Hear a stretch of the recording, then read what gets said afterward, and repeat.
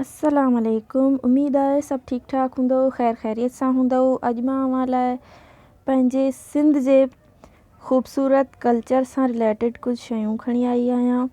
हीअ आहे सिंधी ज्वैलरी जेका तमामु ख़ूबसूरत आहे। हीअ ज्वैलरी असां अक्सर ब्राइडल खे ॾींदा आहियूं शादी में, ऐं अक्सर दुल्हनियूं पाईंदियूं आहिनि। ही बि हिकु सकाफ़त आहे असांजी जेका तमामु ख़ूबसूरत आहे। ही आहिनि सिंधी गज जेके असां हणंदा आहियूं कपिड़नि ते, सिंधी बलोची। ही आहिनि सिंधी खुसा जेके हैंडमेड आहिनि, तमामु ख़ूबसूरत आहिनि,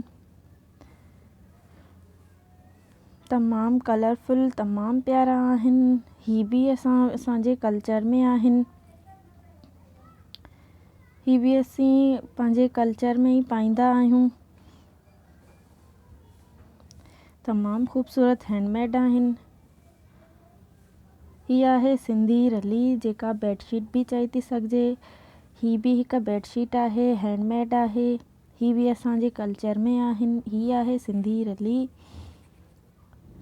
ही बि आहे एप्लिक जी रिली जेके असांजे कल्चर में आहिनि।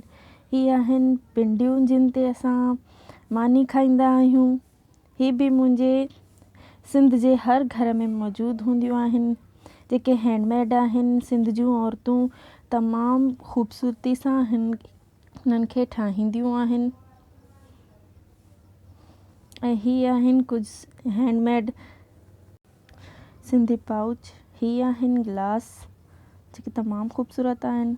ही आहे हथ जो पखो जेको हर सिंध जे तक़रीबन हर घर में मौजूदु हूंदो आहे। मां कोशिशि कई आहे त मां पंहिंजे सिंध जे कल्चर सां जुड़ियल हर हिकु चीज़ खे अॼु हिन ई हिकु वीडियो में कवर करे सघां, अव्हां सां शेयर कयां। तमामु ख़ूबसूरत हैंडमेड आहिनि। ही बि ही ॾिसो, ही बि तमामु ख़ूबसूरत आहिनि, हैंडमेड आहिनि। ही आहे पिलो कवर। पंहिंजो रखिजो ख़्यालु। अल्लाह हाफ़िज़।